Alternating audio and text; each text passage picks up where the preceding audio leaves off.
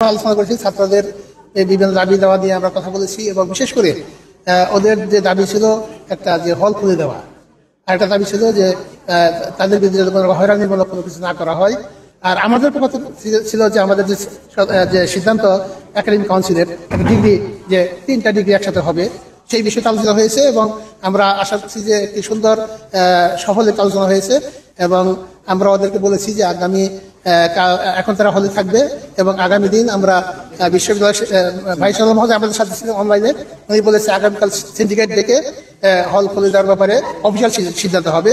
এবং আমরা আশা করছি যে আগামী 7 দিনের মধ্যে ক্লাস এবং পরীক্ষা শুরু হওয়ার ব্যাপারে সিদ্ধান্ত গ্রহণ করা হবে পরবর্তী আগামীকাল বা পরবর্তী সময়, এবং ভবিষ্যৎ করণীয় সম্পর্কে সিদ্ধান্ত হবে। কালকে আলোচনার পরেই সেটা মানে হল খুলে দেওয়ার সিদ্ধান্ত নেওয়া হবে। অফিসিয়াল সিদ্ধান্ত আগামীকাল হবে সিন্ডিকেটের মাধ্যমে, যেহেতু হলটা বন্ধ করা হয়েছে সিন্ডিকেটের সিদ্ধান্তের মধ্য দিয়ে। কাজেই সেটা কালকে সিন্ডিকেট মিটিং করে সিদ্ধান্ত আসবে, কিন্তু আনঅফিসিয়ালি আমরা তাদেরকে বলছি তোমরা হলে থাকো, কোনো সমস্যা নেই। একটু আগেই আমার মাননীয় অ্যাডভাইজার স্যার কথা বললেন, আমরা আসলে যে আলোচনা হয়েছে আমরা আসলে খুব স্যারদেরকে ধন্যবাদ জানাচ্ছি, কারণ এখানে যথেষ্ট পজিটিভ আলোচনা হয়েছে। এবং আমরা এটা স্যাররা যেটা বললেন যে আগামীকালকে সিন্ডিকেট মিটিংয়ের মাধ্যমে আমাদের হল যে ভ্যাকেন্টের জন্য সেটা প্রত্যাহার করা হবে এবং আগামী 7 দিনের মধ্যে আমাদের সকল ক্লাস পরীক্ষা আবার পুনরায় চালু করা হবে। কিন্তু আমি আরেকটা জিনিস একটু ক্লিয়ার করতে চাই, এখানে স্যার একক মানে কম্বাইন্ড ডিগ্রি নিয়ে যে কথাটা হলো সেইটা এখনো পর্যন্ত পুরোপুরি সিদ্ধান্তে আসতে পারা হয় নাই। আমরা স্যাররা আমাদেরকে টাইম দিয়েছেন, আরও আলোচনায় বসবেন এবং আমরা আশা করি স্যাররা আগামীকালকে এই কম্বাইন্ড ডিগ্রির সমাধানের বিষয়টা, একক কম্বাইনের সমাধানের বিষয়টা নিয়ে আরও বিস্তার আলোচনার মাধ্যমে এই জিনিসটা সমাধানের দিকে এগিয়ে যাবে।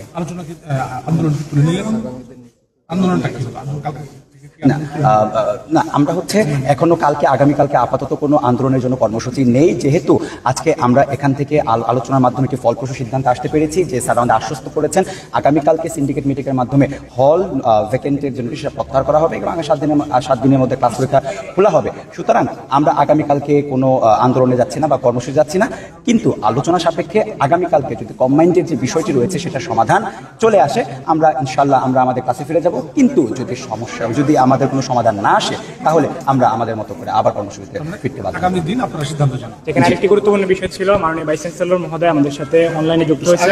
তিনি আমাদেরকে জানিয়েছেন যে এই আন্দোলনের সাথে সংশ্লিষ্ট যারা আছে বা আন্দোলন যারা করছে শুরু থেকে গত 37 দিন ধরে, তাদেরকে কোনো ধরনের প্রশাসনিক বা একাডেমিক কোনো ধরনের হ্যারাসমেন্ট করা হবে না, স্যার আমাদেরকে জানিয়েছেন।